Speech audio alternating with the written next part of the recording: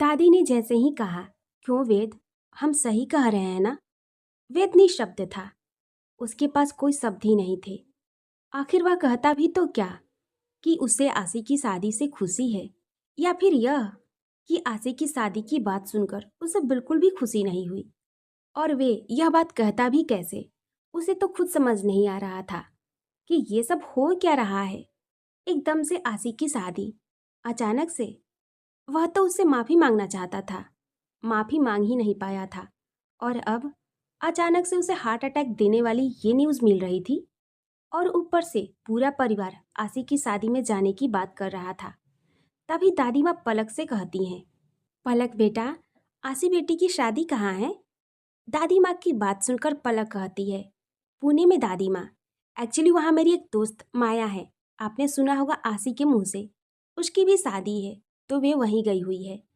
माया के ससुराल के तरफ से रिलेटिव्स आते जाते रहते थे, और शायद उन्हीं में से किसी रिलेटिव को हमारी आशी बहुत भा गई।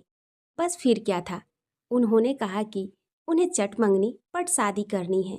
आशी से भी पूछा गया, और आशी ने भी कह दिया कि उसे इस शादी से कोई प्रॉब्लम नहीं है।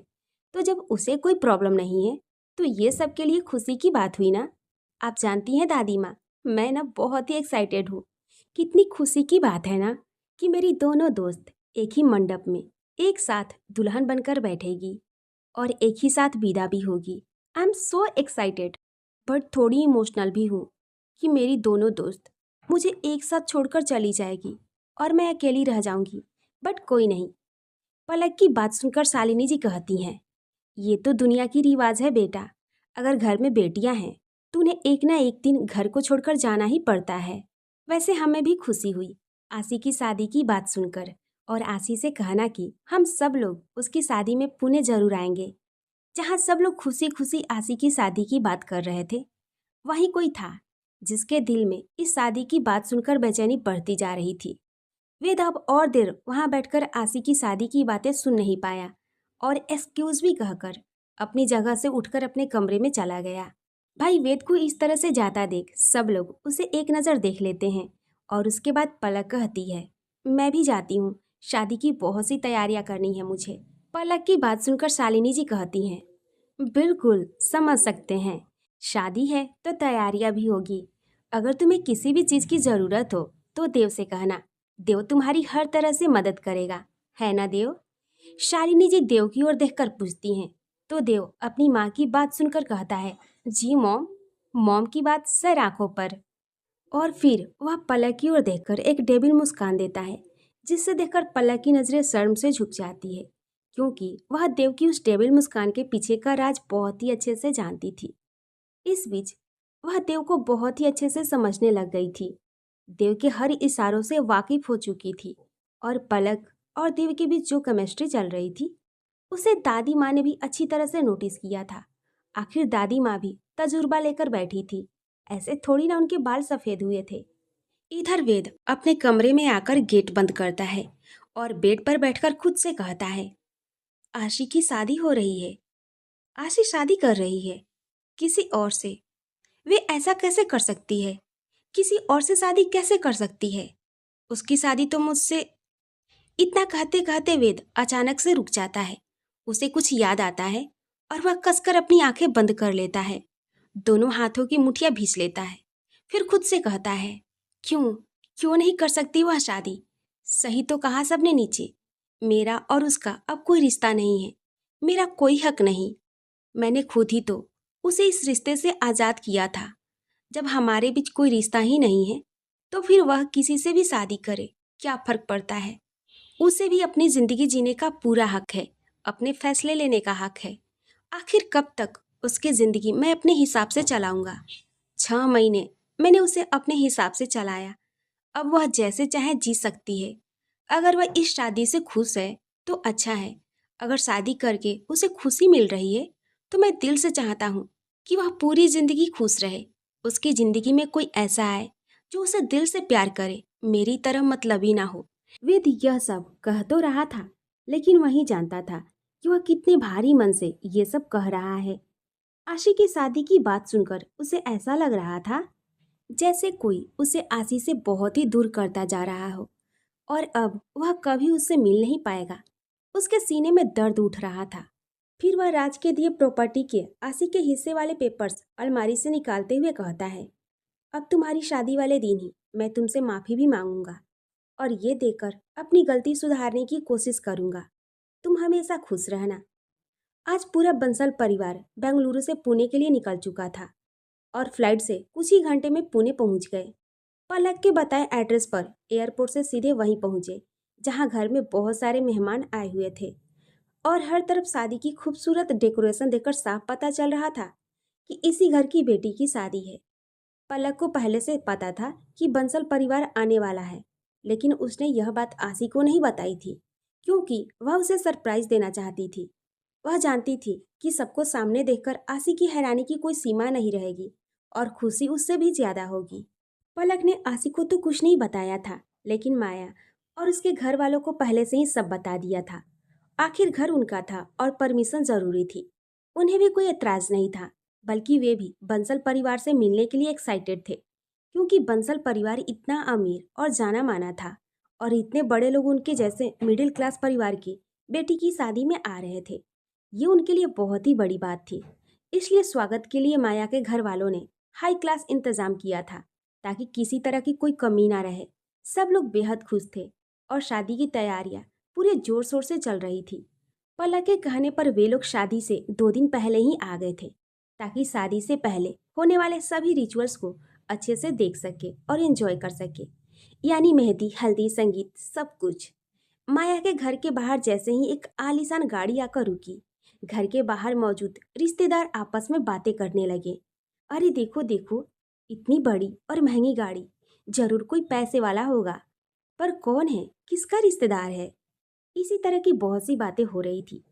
तभी माया के मम्मी पापा कहते हैं, ये हमारे रिश्तेदार हैं। और ये कहते हुए अपने चेहरे पर एक प्यारी सी मुस्कान लिए वे खुद भी बाहर आ जाते हैं और पूरे बंसल परिवार का बहुत ही खुशी से स्वागत करते हैं। इतना अच्छा अरेंजमेंट देखकर बंसल परिवार भी बेहद खुश हो जाता है और सभी लोग माया के मम्मी पापा के साथ घर के अंदर आ जाते हैं। अंदर आते ही देव की नजरें जूस सर्व कर रही पलक पर टिक जाती है। पलक ने आज हल्के येलो रंग का लहंगा पहना था जिसमें वह बेहद खूबसूरत लग रही थी क्योंकि आज माया की हल्दी थी और वे लोग बिल्कुल सही समय पर रिचुअल्स के लिए पहुंचे थे। देव तो पलक को देखते ही रह जाता है। हल्के येलो रंग का वह लहंगा उस पर बहुत ही जच रहा था। इस समय उसके बाल खुले हुए थे जिन्हें देखकर देव का दिल थक थक करने लगता है, मानो अभी सीने से बाहर निकल आएगा। ऊपर से पलक की हमेशा वाली वह प्यारी सी मुस्कान जिस पर वह अपने सीने पर हाथ रख लेता है और मन ही मन कहता है, इस मुस्कान पर मैं और मेरा ये छोटा सा दिल मर जावा कुड़िए। देव की ये हरकतें दादी माँ देख लेती हैं और उससे कहती हैं, देव भी है, यहाँ बहुत लोग हैं, ऐसा ना हो कि तुम्हारी इन हरकतों की वजह से हमारे सब किए कराए पर पानी फिर जाए। इसलिए अभी के लिए शांत रहो, तुम्हारा भी टाइम आएगा। दादी माँ की बात सुनकर देव एकदम से अच्छा बच्चा बन जाता है। वहीं देव की हॉटनेस और स्मार्टनेस देखकर वहां आई लड़कियां तो मानो उसे अपने आंखों से ही निगल लेना चाहती हो, लेकिन देव को तो सिर्फ उसी नजरों का इंतजार था। मजाल है कि वह एक नजर भी उसे देख ले। उधर वेद अभी भी बाहर था और अपनी कार की डिक्की से माया और उसकी फैमिली के लिए लाए हुए गिफ्ट्स निकाल रहा था। तब उसके कानों में चूड़ियों की खनक और किसी की खुलकर खिलखिलाने की आवाज पड़ती है। इतनी भीड़ में भी यह आवाज वेद को कुछ अलग और अजीब सी लगती है और न चाहते हुए भी उसका ध्यान उस ओर चला जाता है। जैसे ही वह नजर उठाकर सामने देखता है, उसकी आंखें हैरानी से बड़ी हो जाती है। उसे अपनी आंखों पर यकीन ही नहीं होता कि उसके सामने वही लड़की है जिसकी एक झलक के लिए उसकी आंखें न जाने कब से बेचैन और परेशान थी। वह लड़की कोई और नहीं, आसी थी। आसी इस वक्त छोटे से बच्चे के साथ खुद भी बच्ची बनकर खेल रही थी। उसने वाइट और येलो कलर का फ्लोरल प्रिंट लहंगा पहना हुआ था और एक साइड शोल्डर पर दुपट्टा कैरी किया हुआ था। उसके ब्लाउज और लहंगे के बीच पेट के पास जो हल्का सा कट था, उससे उसका थोड़ा सा पेट नजर आ रहा था और बच्चों के साथ कूदते फांदते उसके खुले बाल बार बार ऊपर नीचे हो रहे थे। वहीं कानों में पहने बड़े बड़े झुमके उसके गालों को छूते हुए झूल रहे थे। आसी के होठों पर बच्चों जैसी मासूम और निश्चल मुस्कान थी। आंखों में गहरा काजल, माथे पर छोटी सी बिंदी, होठों पर हमेशा की तरह कोई लिपस्टिक नहीं, सिर्फ लिप बाम, और हाथों में भरी भरी येलो चूड़ियां। इन्हीं चूड़ियों की खनक ने वेद का ध्यान उसकी ओर खींचा था। वेद तो आसी को इस लुक में देखकर पलक तक झपकाना भूल गया, और पहली बार उसे इस अंदाज में देखकर अपने दिल पर हाथ रखकर बुदबुदाता है, शांत हो जा नादान, अब शोर मत कर। कितने दिनों से जिसकी एक झलक के लिए तड़प रहा था और मुझे भी तड़पा रहा था, अब उस बेचैनी को कम करने का समय आ गया है। अब इसकी इस झलक को अपनी आंखों में कैद कर ले, क्योंकि बहुत ही जल्द ये झलक किसी और की अमानत बनने वाली है। फिर इसे देखना तेरे लिए और उसके लिए, दोनों के लिए गलत होगा। यह कहकर वेद आसी की छवि को अपनी आंखों के रास्ते दिल में उतारने लगता है, और उसके होश जैसे उड़ जाते हैं। उसके कदम अनायासी आसी की ओर बढ़ने लगते हैं, लेकिन वह उसके पास पहुंच पाता उससे पहले ही एक लड़का वहां आता है और आसी की कलाई पकड़कर उसे अपनी ओर घुमाते हुए कुछ कहता है।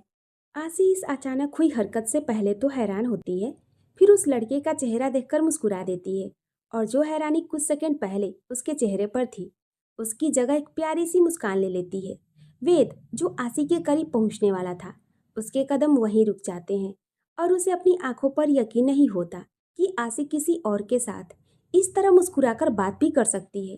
हद तो तब हो जाती है जब वह लड़का आसी को बच्चों से थोड़ा साइड में ले जाकर उससे बातें करने लगता है, और आसी कभी उसकी बात सुनकर अजीब अजीब से एक्सप्रेशन देती, तो कभी खुलकर हंस देती। वह उस लड़के के साथ पूरी तरह कंफर्टेबल नजर आ रही थी।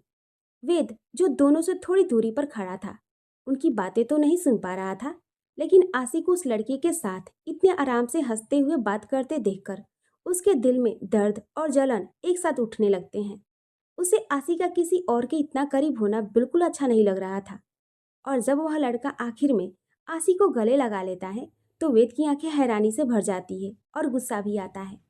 आसी और उसके रिश्ते को टूटे हुए अभी मुश्किल से 1 महीना ही हुआ था, और आसी इतनी जल्दी किसी और के साथ इतना कंफर्टेबल हो गई कि शादी तक कर रही है। आसी को उस लड़के के साथ इतना खुश देखकर वेद अपने दिल में क्या महसूस कर रहा था, उसके पास उसे बयां करने के लिए शब्द नहीं थे। ये बात बयां करना उसके लिए आसान नहीं था। हाँ, वह चाहता था कि आसी खुश रहे, फिर उसकी खुशी किसी के भी साथ क्यों ना हो, लेकिन आज आसी को किसी और के साथ इतना करीब देखकर उसे खुशी जैसा कुछ महसूस नहीं हो रहा था, बल्कि बुरा लग रहा था। वेद से अब और नहीं देखा जा रहा था, इसलिए वह वहां से घर के अंदर जाने के लिए पलट गया। इधर आसी उस लड़के को अपने गले लगते देख पहले थोड़ी हैरान हुई और अनकंफर्टेबल भी महसूस किया, पर शायद उस लड़के ने अंत में उससे कुछ ऐसा कहा कि आसी एक बार फिर हंस दी, सिर हाँ में हिलाया और अपने लहंगे को संभालते हुए घर के अंदर जाने लगी, क्योंकि आज हल्दी की रस्म थी और आसी एक भी रस्म मिस नहीं करना चाहती थी। वह हर रस्म को खुलकर एंजॉय करना चाहती थी। इधर घर के आंगन में माया की हल्दी की रस्म की सारी तैयारियां हो चुकी थी, और सभी लोग माया को घेर कर खड़े थे। तभी आसी वहां आती है और अपनी खनकदार आवाज में कहती है कि उसके बिना कोई रस्म कैसे शुरू हो सकती है। आसी की आवाज सुनकर माया की मम्मी कहती हैं कि बिल्कुल नहीं हो सकती, सारी तैयारी जिसने की है उसका होना बहुत जरूरी है। उनकी बात सुनकर आसी हंसते हुए कहती है, ये हुई ना बात, you are too good aunty ji, आप तो मेरी हर बात समझती हो। आसी ने इतना ही कहा था कि तभी एक जानी पहचानी आवाज उसके कानों में पड़ती है। अच्छा जी, मतलब ये कहना चाहती हो कि हम लोग तुम्हारी बातों को नहीं समझते। ये आवाज सुनकर आसी हैरानी से पीछे पलटकर देखती है, जहां दादी माँ और शालिनी जी खड़ी थी, नम आंखों के साथ मुस्कुराते हुए उसे देख रही थी। उन्हें यहाँ देखने की उम्मीद आसी ने अपने सपने में भी नहीं की थी, और इतने दिनों बाद उन्हें सामने देखकर उसकी आंखें भी नम हो गई। आखिर वे उसका परिवार थे, जिन्होंने उसे वे प्यार दिया था जिससे वह अनजान थी। आसी तेज कदमों से उनके पास जाती है और पहले दादी माँ और फिर शालिनी जी के गले लगते हुए कहती है कि वह बता नहीं सकती कि वह कितनी खुश है। ऐसा लग रहा है जैसे यह कोई सपना हो जो टूट जाएगा। उसकी बात सुनकर दादी माँ प्यार से उसके गालों पर हाथ रखकर कहती हैं कि परेशान मत हो, यह सपना नहीं हकीकत है। हमारी बेटी हमें भूल जाए इसका मतलब यह थोड़ी कि हम भी उसे भूल जाए। हमें तुम्हारी याद आई और हम आ गए। अब जल्दी से रस्म शुरू करो, हमारी बातें करने के लिए बहुत वक्त है। दादी माँ की बात सुनकर आसी सिर हाँ में हिलाकर सबको रस्म शुरू करने को कहती है और फिर सब लोग माया को हल्दी लगाते हैं। पता ही नहीं चलता कि कब ये रस्म हल्दी की होली में बदल जाती है और देखते ही देखते सब एक दूसरे पर हल्दी फेंकने लगते हैं। दादी माँ और शालिनी जी भी इस होली से अछूती नहीं रहती। वही लड़का जो आसी से बाहर मिला था आसी के पास आकर कुछ कहता है, जिसे सुनकर आसी हल्दी का एक कटोरा उठाकर उसे देती है। वह मुस्कुराकर वहां से चला जाता है और सब लोग खुद में मस्त होकर हल्दी की होली खेलने लगते हैं। कुछ देर बाद आसी अपने गालों से हल्दी हटाते हुए एक और जा रही होती है कि पीछे से वही लड़का उसे आवाज देकर हल्दी का कटोरा थमा देता है और चला जाता है। उधर वेद एक तरफ खड़ा होकर आसी को उस लड़के के साथ हल्दी में रंगा देखता है और एक बार फिर उसके दिल में जलन की चिंगारी सुलग उठती है। एक तरफ जलन का मौसम था तो दूसरी तरफ प्यार की बौछार। उधर पलक और देव इस वक्त टेरेस पर थे जहाँ कोई नहीं था। पलक देव से बचते बचाते यहाँ आई थी, पर उसे क्या पता था कि जिससे वह बच रही थी वह पहले से ही उसका इंतजार कर रहा था। जैसे ही पलक टेरेस पर आती है उसे अपनी कमर पर किसी के हाथों की छुअन महसूस होती है और वह सिहर कर बोल उठती है, देव सर प्लीज। उसके शब्द सुनकर देव मुस्कुराता है और उसके पेट पर अपना हाथ फेरते हुए कहता है, बिना देखे ही पहचान ली, नॉट बैड। पर हाथ छोड़ने वाला तो वे किसी भी कीमत पर नहीं है। उसने कहा था ना कि सबसे पहले वही उसे हल्दी लगाएगा। लेकिन अब तो वह पूरी तरह हल्दी के रंग में रंग चुकी है, इसलिए पनिशमेंट तो बनती है। देव के हाथ पेट से कमर तक अलग ही एहसास के साथ चलते हैं और पलक घबरा कर कहती है कि वह सबको कैसे रोकती। क्या कहती कि कोई और हल्दी उसे लगाएगा, लोग क्या सोचेंगे। उसकी बातों में नाराजगी थी ताकि देव उसे छोड़ दे, लेकिन देव ऐसा नहीं था। पलक वह लड़की थी जिसने उसकी नींद और सुकून छीन लिया था। देव कहता है कि बात उसकी सही है, पर अब वह उसे अपने रंग में रंगना चाहता है, अपने प्यार के रंग में, और उसकी आंखों में देखकर परमिशन मांगता है। पलक उसकी आंखों में सच्चाई और बेहिसाब प्यार देखकर पलकों को झुकाकर कहती है कि हक सिर्फ उसी का है। ये सुनकर देव उसके गालों पर हाथ रखकर उसे करीब करता है। पलक की धड़कनें तेज हो जाती है और वह आंखें बंद कर लेती है, लेकिन देव उसके माथे पर अपने होठों की छाप देखकर मुस्कुराता है और कहता है कि प्यार का मतलब बिना इजाजत करीब आना नहीं होता। उसका प्यार शरीर तक सीमित नहीं है। फोरहेड किस एक प्रोटेक्टिव किस होती है और रही उसके नाम की हल्दी तो वे पहले ही लगा चुका है। ये कहकर वह उसे नहाने भेजता है क्योंकि रात में मेहंदी और संगीत है और वह उसकी रौनक में कोई कमी नहीं चाहता। वे अपनी बात अधूरी छोड़ देता है। पलक शर्म से पानी पानी हो जाती है और अपने पेट पर लगी हल्दी देखकर मुस्कुरा देती है। नीचे मेहंदी संगीत की रात के लिए सब तैयार थे। तीनों लड़कियां माया, आसी और पलक एक सा लहंगा पहनी थी ताकि दुल्हन और सहेलियों में फर्क न लगे। गार्डन में फंक्शन था, नाच गाना चल रहा था और तभी डांस करते हुए आसी को धक्का लगता है। वह गिरने लगती है, आंखें बंद कर लेती है, लेकिन जब दर्द महसूस नहीं होता तो आंखें खुलती है और सामने जो चेहरा देखती है उसे देखकर उसकी हैरानी बढ़ जाती है। आसी को गिरने से बचाने वाला और अपनी बाहों में थाम लेने वाला शख्स कोई और नहीं बल्कि वेद था। आसी अपनी आंखों के सामने आज कितने दिनों बाद वेद को देख रही थी, जिस वजह से उसकी नजरें वेद पर से हट ही नहीं रही थी। और आसी को इस तरह खुद की ओर देखते देखकर वेद के दिल में भी हलचल होने लगी थी। अब वे भी आसी की आंखों में देखने लगा। ऐसा लग रहा था जैसे दोनों बिना कुछ बोले ही नजरों से बातें कर रहे हों। दोनों की नजरें एक दूसरे में उलझी हुई थी कि तभी कोई वहां आ जाता है और आसी को पुकारता है। अपना नाम सुनते ही आसी एकदम से वेद की पकड़ से खुद को छुड़ाकर ठीक से खड़ी होती है और जल्दी से वहां से निकल जाती है। आसी को खुद से दूर जाता देख वेद को कुछ अधूरा सा लगता है, लेकिन वह जानता था कि आशी की शादी होने वाली है। शायद इसलिए अब आसी को उसके साथ समय बिताना गवारा नहीं था। वेद भी बहाना बनाकर वहां से चला जाता है, उस जगह जहां सबके रुकने का इंतजाम किया गया था। उधर आसी जो वेद के पास से हटकर आई थी उसे अब भी अपने साथ वेद की करीबी महसूस हो रही थी। आसी खुद से कहती है, वेद सर वे यहाँ क्यों आए हैं? शायद सबके साथ आए होंगे, लेकिन मुझे नहीं रहना उनके करीब। अगर उनके करीब रहने की वजह से मैं अपने इमोशंस पर कंट्रोल नहीं रख पाई तो, अगर मैंने अपनी फीलिंग्स जाहिर कर दी तो वे मेरे बारे में क्या सोचेंगे?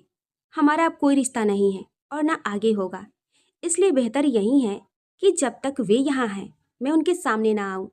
फिर खुद से ही सोचती है, लेकिन ये कैसे मुमकिन है? शादी का घर है, 100 काम है, और माया को हर वक्त मुझे अपने साथ चाहिए होता है। ऐसे में उनके सामने ना आना कैसे पॉसिबल है? फिर खुद को समझाती है, नहीं, मुश्किल है, लेकिन बस कल तक की ही तो बात है। कल शादी है, फिर सब लोग चले जाएंगे। हाँ आसी, बस कल तक सब ठीक हो जाएगा। और मैं ऐसा बिहेव क्यों कर रही हूँ जैसे मैंने कुछ गलत किया हो? प्यार ही तो किया है। किया भी कहाँ है, बस हो गया। लेकिन अब अपने इस प्यार को कभी उनके सामने जाहिर नहीं होने दूंगी। इन्हीं सोचों में रात बीत जाती है। अगली सुबह सबके लिए बहुत ही खास थी, क्योंकि आज कुछ ऐसा होने वाला था जिसकी एक अलग पहचान बनने वाली थी। घर में शादी की सारी तैयारियां पूरी हो चुकी थी और माया, आसी और पलक पार्लर गई थी तैयार होने। हालांकि आसी को ये सब बिल्कुल पसंद नहीं था, पर फिर भी आज वे खुद से गई थी ताकि इसी बहाने वेद की नजरों में आने से खुद को रोक सके। और सुबह से वह इसमें कामयाब भी रही थी। वेद ने सुबह से आसी को नहीं देखा था, जबकि वह आज किसी भी हालत में उससे मिलकर माफी मांगना चाहता था। कब सुबह से दिन और दिन से शाम का पहर बीत गया, किसी को पता ही नहीं चला। रात होते ही माया का घर लाइटों की रोशनी से जगमगा उठा। घर को देखकर साफ कहा जा सकता था कि ये शादी वाला घर है। सारे मेहमान तैयार हो चुके थे। इंतजार था तो बस दुल्हन का। तभी एक कार आकर रुकती है। कार का दरवाजा खुलते ही सबसे पहले पलक बाहर आती है, जो आज हमेशा की तरह प्यारी तो लग रही थी, लेकिन आज बेहद खूबसूरत लग रही थी। उसने क्रीम वाइट गोल्डन वर्क का लहंगा पहना हुआ था। हल्की ज्वेलरी और डार्क रेड लिपस्टिक में उसका लुक बिल्कुल अलग था। पलक हाथ आगे बढ़ाती है और उसके हाथ में एक लड़की अपना हाथ देती है। ये कोई और नहीं बल्कि माया थी। माया ने मैरून कलर का गोल्डन वर्क लहंगा पहनी हुई थी, हाथों में मैचिंग चूड़ियाँ, माथे पर मांग टीका और गले में बंद गले का हार। उसके गोरे रंग पर मैरून रंग बेहद जच रहा था। कहना गलत नहीं होगा कि आज माया सबको कैरी कर रही थी। तभी पलक और माया एक बार फिर हाथ आगे बढ़ाती है और इस बार कार से बाहर आती है आसी। आज एक साथ तीन तीन खूबसूरत लड़कियों को देखकर कुंवारे लड़कों की तो हालत टाइट थी, जैसे तीन चांद एक साथ जमीन पर उतर आए हो। तभी माया की मम्मी और बाकी औरतें आती हैं और माया की नज़र उतारते हुए कहती हैं कि हमारी दुल्हन आज इतनी सुंदर लग रही है कि पता नहीं कितने लोग नज़र लगा दे। जमाई राजा तो आज अपनी दुल्हन को देखकर बेहोश ही ना हो जाए। सारी औरतें हंसने लगती है और माया शर्मा जाती है। पलक कहती है कि बिल्कुल, हमारी दुल्हन किसी से कम थोड़ी है। लाखों नहीं करोड़ों में एक है हमारी दोस्त। आसी भी मजाक में कहती है कि तभी तो जीजू एक नज़र में ही हमारी दोस्त पर फिदा हो गए। फिर औरतें कहती हैं कि बिटिया को अंदर ले चलो, शादी से पहले की कुछ रस्में करनी है। और माया के सिर पर चुनर ठीक करते हुए कहती हैं कि पूरी शादी तक ये चुनर नहीं हटेगी, अब ये चुनर सिंदूर के बाद ही हटेगी। पलक और आसी एक साथ पूछती हैं कि ऐसा क्यों, तो औरतें हंसते हुए कहती हैं कि यही रिवाज है, शादी के बाद ही दुल्हा दुल्हन का चेहरा दिखता है। अंदर जाते वक्त आसी का पैर अपने लहंगे में उलझ जाता है। पलक उसे बुलाती है, लेकिन आसी उसे माया के साथ जाने को कह देती है। आसी झुककर अपनी पायल ठीक कर रही होती है। लाल गोल्डन लहंगे और मेकअप में उसका आज का लुक किसी की धड़कनों को रोक रहा था। वेद और देव वहां आते हैं। नजर पड़ते ही दोनों ठिठक जाते हैं। देव पलक के पीछे चला जाता है और वेद बस आसी को देखता रह जाता है। खूबसूरत वे है या चांद? उस चांद में तो दाग है, तेरी खूबसूरती बेदाग है, वह खुद से कहता है। तभी वही लड़का वहां आ जाता है जिसे वेद ने पहले भी आसी के साथ देखा था। आसी उस लड़के से कहती है कि आपका काम हो गया, अब जाइए। लड़का खुश होकर उसे थैंक यू कहता है और उसे गले लगा लेता है। वेद ये सब देख लेता है और उसके दिल में कुछ टूट सा जाता है। बाद में वेद उस लड़के को एक लड़की के साथ प्रपोज करते देखता है और गलत फहमी में उसका कॉलर पकड़ लेता है। गुस्से में कहता है कि आसी को धोखा देने की हिम्मत कैसे हुई। तब लड़का उसे पूरी सच्चाई बताता है कि उसकी और आसी की कोई शादी नहीं है। शादी उसकी बहन माया की है और आसी को वह बहन मानता है। जिसे वह प्रपोज कर रहा है वही उसकी प्यार है, जिसे आसी ने ही मिलवाया था। तभी वेद को अपनी पूरी गलत फहमी का एहसास होता है कि उसने आसी को लेकर सब कुछ गलत समझ लिया था। वेद को अपनी सोच पर हंसी भी आ रही थी और गुस्सा भी, पर वह खुश था कि आसी इस लड़के से प्यार नहीं करती। और तभी उसे याद आता है कि पलक ने कहा था कि आसी की शादी है और अभी अभी उसने आसी के साथ भी रस्में होते देखी थी। पलक का आसी की शादी का कार्ड देना और फिर आसी के साथ रस्में होते देखना, यह सब याद आते ही वेद को अब सारा सच जानना था कि आखिर हो क्या रहा है। इसी वजह से वह भागकर उस ओर जाता है जहाँ शादी हो रही थी। वेद उस जगह पहुंचते ही देखता है कि वहां बस एक मंडप लगा था जहां माया घूंघट में अपने दुल्हे के साथ बैठी थी और माया के लहंगे से ही वेद उसे पहचान गया। वेद की नजरें बेसब्री से आसी को खोज रही थी। उसे आसी से मिलना था, बात करनी थी और अपनी गलती की माफी भी मांगनी थी। पर आसी तो जैसे सोच चुकी थी कि वह वेद की नजरों के सामने नहीं आएगी। वहीं वेद की बेचैन नजरों को देखकर दादी माँ और शालिनी जी कहती हैं कि अब वक्त आ गया है कि वेद को एहसास दिलाया जाए कि वह आसी को छोड़कर कितनी बड़ी गलती कर चुका है और किस्मत ने उसे एक मौका फिर दिया है। दादी माँ शालिनी जी की ओर देखकर कहती हैं कि आप जाएं या हम जाएं, वैसे हम चाहते हैं कि आप जाएं और जो अपनी गलती से हम बहुत कुछ खो चुके हैं उसे ठीक करें। यही ना माँ जी।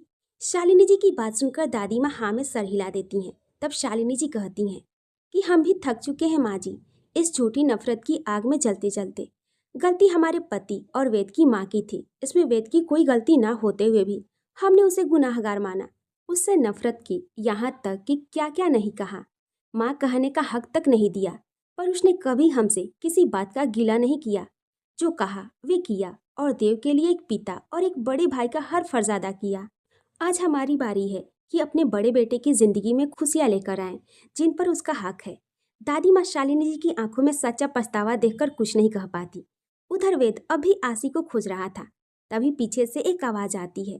वेद यह आवाज बहुत ही जानी पहचानी थी, पर अपना नाम उस शख्स के मुंह से सुनना उसके लिए बड़ी बात थी।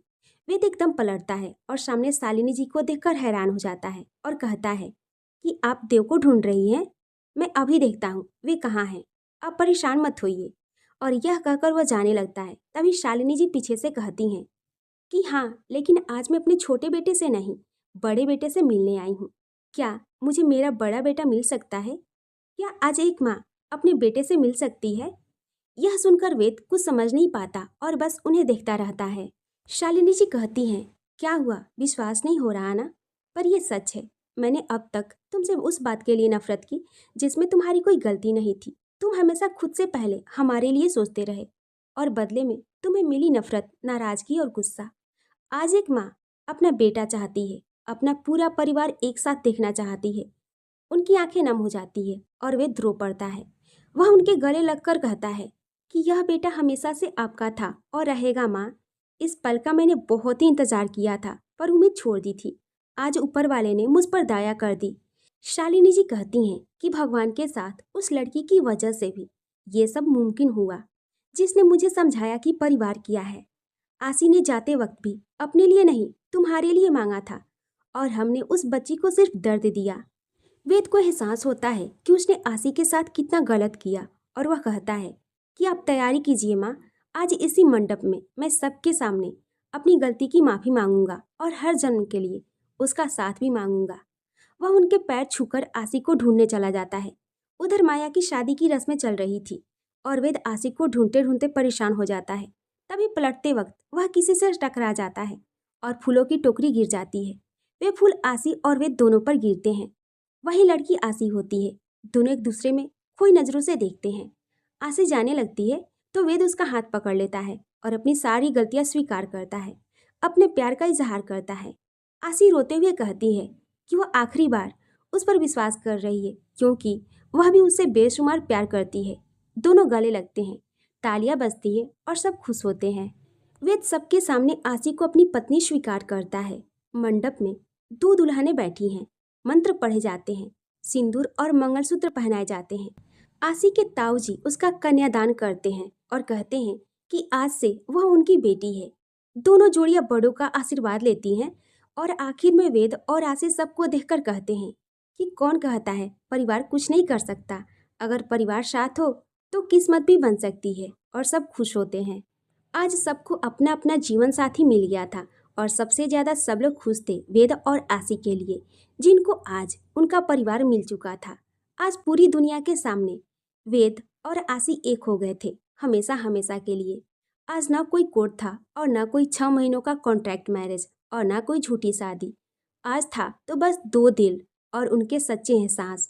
दोनों को उनकी खुशियाँ, उनका सच्चा प्यार आज कोई मुकम्मल इश्क की अधूरी दास्तां नहीं थी, बल्कि था तो सच्चा साथ, सच्चा जो पूरा हुआ था, जो आज पूरे रीति रिवाजों से पूरी दुनिया के सामने मुकम्मल इश्क की अधूरी दास्तां मुकम्मल बन चुकी थी।